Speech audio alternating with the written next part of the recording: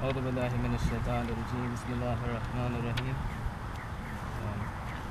Our fifth Imam, Imam Bakr alayhi salam, one day he was with one of his companions, his name was Abu Hamza, and he said to him, O Abu Hamza, the rising of our Qa'im alayhi salam is one of the imperative matters of Allah that will not be changed. Therefore, those who meet Allah, doubting that which I am about to say, will meet him as disbelievers who deny him. The Imam alayhi salam added, may I sacrifice my father and mother for the one whose name is my name, for whose title is my title, and who is the seventh Imam after me. May I sacrifice my father for the one who will fill the earth with justice and equity, after it will be filled with inequity and oppression. O Abu Hamza, paradise is forbidden for those who meet him and do not submit to him, the same way they submitted to Muhammad sallallahu alayhi wa sallam. Allahumma salli ala Muhammad and Imam Ali alayhi salam. Allahumma salli ala Muhammad. Their abode shall be hell, and how terrible is the abode of the oppressors. Imam Mahdi alayhi salam, in one of his Al-Baqi letter, has exhorted his followers to pray more for my reappearance because in it is your salvation. Traditions have emphasized that one of the responsibilities of the followers during the occultation of Imam Mahdi is to pray for the reappearance of Imam Mahdi alayhi salam. And one of the du'as you can do for the reappearance of Imam Mahdi is called Dua Ahad. This dua has had a big, ever since I started reading this dua, it's had a big impact on my life. I feel it's ignited this thing in me that I never thought I had, And I'll start with a hadith by Imam Jafar Sadiq about this dua, our 60th Imam Jafar Sadiq alayhi salam. He narrates that one who recites this supplication for 40 mornings, he will be accounted amongst the helpers of Imam Mahdi alayhi salam. And if he happens to die before the reappearance of Imam Mahdi alayhi salam, Allah will rise him from his grave so that he may assist the Holy Imam. For every word that he recites in this supplication, Allah will grant him 1,000 good deeds and will erase from his scroll of 1,000 deeds. As the title suggests, this supplication is of allegiance. Ahad means allegiance to the Holy Imam. Its recitation every morning ensures that the renewal of this covenant. A covenant means like a contract or a pledge of allegiance. The reciter finds himself under the leadership of Imam Mahdi alayhi salam. The reciter beseeches all, asks all, to include him among the helpers of Imam Mahdi alayhi salam and aides of Imam alayhi salam, and to grant him the opportunity to attain martyrdom in his presence. Also, he requests Allah that should he die before the reappearance, Allah should raise him up from his grave so that he may assist Imam Mahdi in his mission.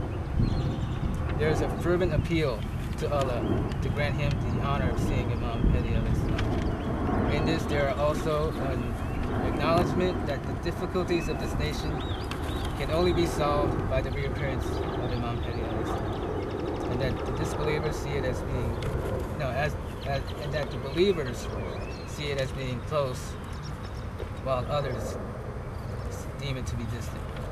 When we start reading, a couple of lines that stick out to me when I read this dua, where at the top, sort of the top part of the dua, it says, O Allah, I beseech you for the sake of your noble visage and for the sake of your ever-enlightening visage and your ever-existing kingdom. To me, when I read this, to me it's saying like everything that Allah has created from the time of Adam, or even before Adam, to now, will all be wasted if there's not a savior to come and fix it all.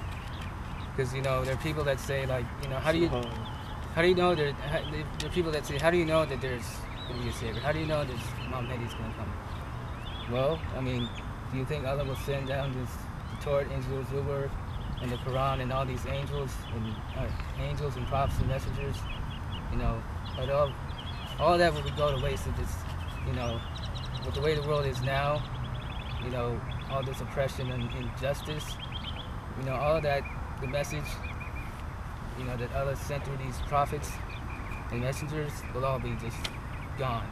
So like, so it's pointless if, you know, like, if there's no savior to, you know, revive it all.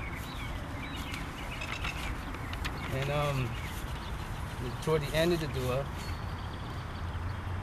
there's a line that says, "They, the disbelievers, consider to be distant, while we consider it to be there." To me, when I read this, this means like when you think the reappearance of Imam Mahdi is like near, like you'll try as hard as you can to, you know, pave the way for his foundation. Like you'll like work as hard to be his followers, learn how to be his followers and his, you know, believers, the one that follows him. And you know when it says the day the disbelievers consider to be distant. Like when something is distant, you don't work as hard.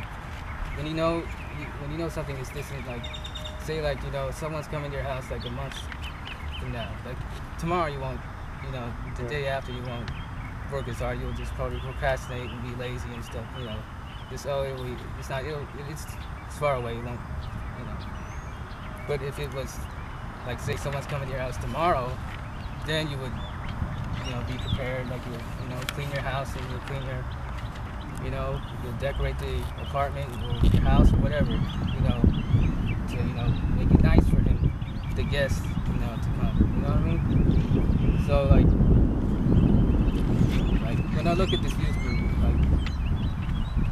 like to me, it's not just a group to have, you know, just to have fun and, you know, do all this thing, you know, do all this fun stuff, you know. I mean, that stuff's good to do, but like, there's more to it, to a group.